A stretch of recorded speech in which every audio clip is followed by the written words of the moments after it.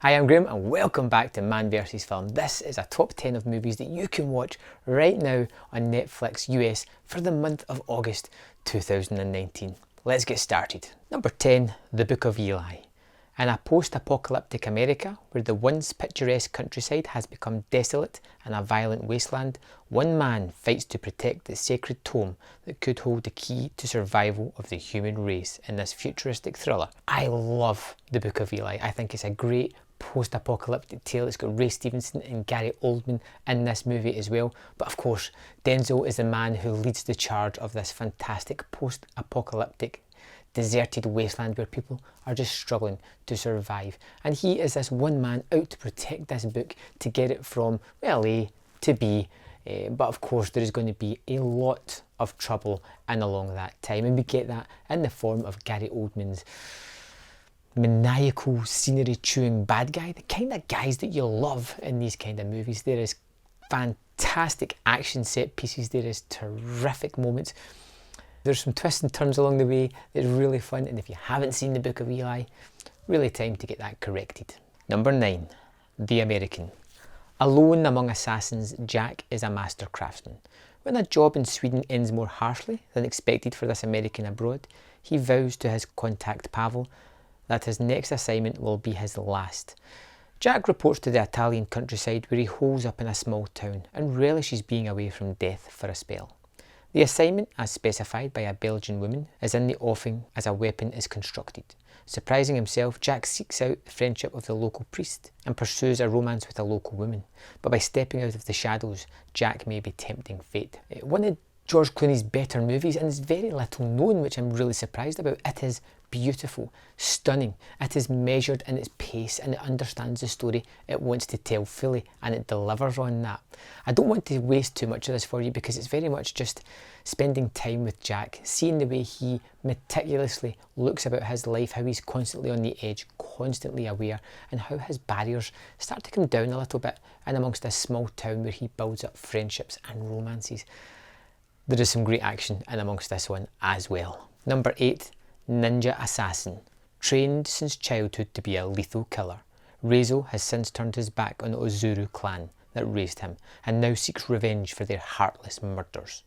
Teaming up with Europol investigator Mika, Reizo steadily butchers the enemies while inching ever closer to the long-awaited bloody reunion with his former master. This movie has a plot. It's rather formulaic and it does cover all the bases in going from A to B, but that's not what we're here for. We're here for the extremely bloody R-rated carnage that this movie delivers. You get a super cool protagonist and you get maniacal bad guys that you want to see slain in various ways.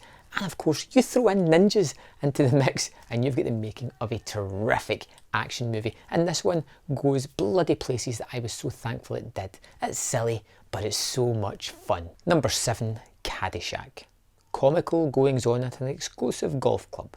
All the members are wealthy and eccentric, and all the staff are poor and slightly less eccentric. The main character is Danny. He's a caddy who will do almost anything to raise money to go to college.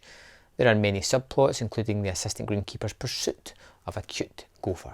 Caddyshack is a movie that, you know, although I've read that synopsis out to you, it's a little bit harder to pigeonhole like that. It is more a sort of vignette of various characters in various situations, and it's, for some reason, it works. It feels like it shouldn't. Some of the things going on in this movie, some of the outlandish performances, like from Bill Murray, or the crazy gopher, which is quite obviously a puppet, to some of the more serious storylines of, you know, possible teen pregnancy. It just all feels like a strange puzzle that's been put together. And even though the pieces don't fit, it somehow looks pretty good. Somehow works. It's somehow exceedingly funny. It has interesting characters. It had great memorable moments. Yeah, this one, if you haven't seen it, is a pretty good comedy. Number 6, Detective D and the Four Heavenly Kings. Detective D was appointed to head the Department of Justice and conferred the prestigious dragon-taming mace by the Emperor. Hence, he becomes the biggest obstacle to Empress Wu's quest for ultimate authority. Empress Wu assigns Yuchi Zen to a lead of group of sorcery masters to take the mace from Detective D. An ancient sorceress sect has been in the background planning to exact revenge on the Tang Empire and destroy all those who come in their way. This is the third part of the Detective T franchise, and you don't really have to have seen the other ones to get the best out of this. You get some really great wire and good fighting scenes within it. You get some good-ish CGI scenes and some that aren't as great. You get a story that really does move along, and I really do like the character of Detective D. It's what's kept me coming back to these movies, and I think this one is one of the better that the franchise has to offer. Number 5, What Keeps You Alive? Jackie and Jules are a couple celebrating their first anniversary at a secluded cabin in the woods, belonging to Jackie's family.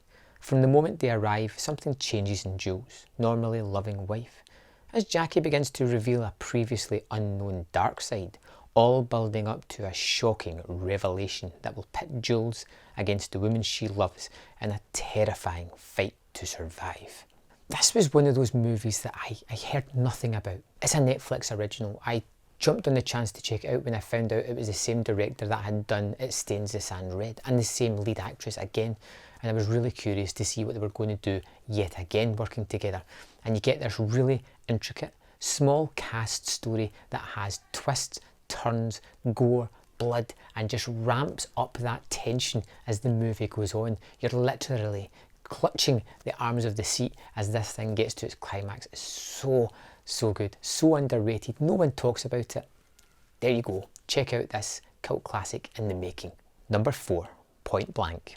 After a botched crime, Abe finds himself handcuffed to a hospital bed with the police closing in on his identity. Paul, a nurse in the hospital, finds himself in a situation where he is forced to free Abe after his brother kidnaps his pregnant wife. The two men find themselves on the run from various deadly characters. You're never going to hear the word originality when you talk about this movie. It has a familiar plot. It is atypical of this kind of action genre, but it does some things fairly well. It has some really nicely constructed action set pieces that are fun to watch and that actually play out really well while watching the movie. You get a fantastic pairing of Anthony Mackie and Frank Grillo as the two characters who are forced together to go on the run, become kind of mutual friends and somehow defeat the bad guys. And it's fun to see them on this journey. It does have typical tropes. It does have a plotline that you can kind of see playing out, but it's incredibly fun getting from A to B. Number 3, The Ritual. Reuniting after the death of their friend, 4 college pals set out to hike through the Scandinavian wilderness. A wrong turn leads them to a mysterious forest of Norse legend, where an ancient evil exists and stalks them at every turn. A fantastic adult horror movie. This is one of those movies that's been meticulously put together to create a sense of atmosphere and dread, and as the movie goes on, it just ramps up the scares to this almost nerve-shattering climax at the end of the movie. I love the 4 characters. I love the fact that they are trying to deal with this trauma that is in their life, the loss of a friend. As they try to move on to the next step of their life, there is this huge mystical supernatural entity hurdle that is in their way, and the it that is after them is something that is wholly unique to this movie. I've never seen anything like it before. It has that strange, ethereal, mystical element about it while being horrifyingly evil at the same time. Number 2, The Golem.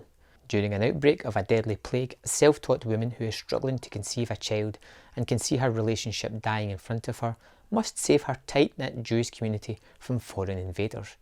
But the entity she conjures to protect them is a far greater evil.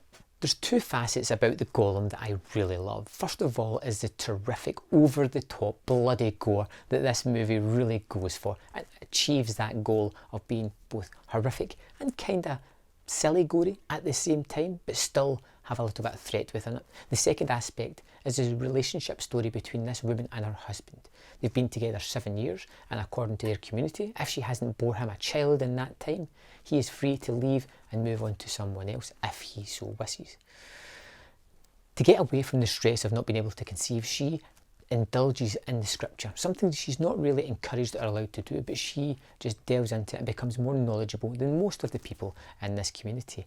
And when strangers threaten their livelihood, she conjures a golem to protect this town.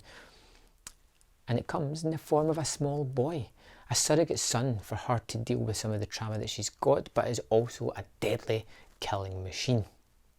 This is a pretty good horror. Number 1, Inglorious Bastards.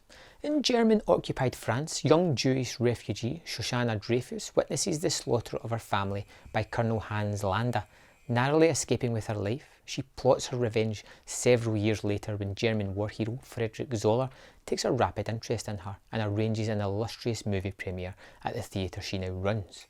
With the promise of every major Nazi officer in attendance, the event catches the attention of the Bastards, a group of Jewish-American guerrilla soldiers led by the ruthless Lieutenant Aldo Raine. As the relentless executioners advance and the conspiring young girl's plans are set in motion, their paths will cross for a fateful evening that will shake the very annals of history. Personally, I think that Tarantino's best movie is Inglorious Bastards, and with the release of Once Upon a Time in Hollywood, I thought there's no better time to go back and have a little bit of dialogue about this terrific masterpiece. Now, there's so many masterstrokes in this. The script is delightful, the conversations just dazzle and shine, but they're brought to life in part thanks to Hans Landa, this terrific performance from Christoph Waltz, who Tarantino pretty much picked out of obscurity to star in this and broke him into stardom, who won the Oscar for this terrific role, a career-defining role. But this movie has so much more. It has Brad Pitt and the rest of the Bastards as an almost comic foil as they somehow decimate the landscape, killing Nazis almost at will, destroying the Third Reich from inside their own grounds. And then we have the fantastic tale of Shoshana, this young girl who's looking for nothing but revenge. Whether it's going to destroy her life or not, she wants vengeance for what happened to her family. It is meticulously put together, it is terrifically shot, there is not a wasted second in this film, and it's one of my favourite films of all time. So there we have it. 10 terrific movies for you to check out this month on Netflix US. I hope you find something there that sparks a little bit of curiosity or interest in you, something you want to check out. Hopefully you'll come back here, let me know in the comment box what you thought of that movie or what you think my list was missing, something that I should have had on it this month. Just leave me a note and maybe I'll get back to you. Of course, if you haven't already done so, like and subscribe. I really appreciate that, and I will see you next time on Man vs. Film.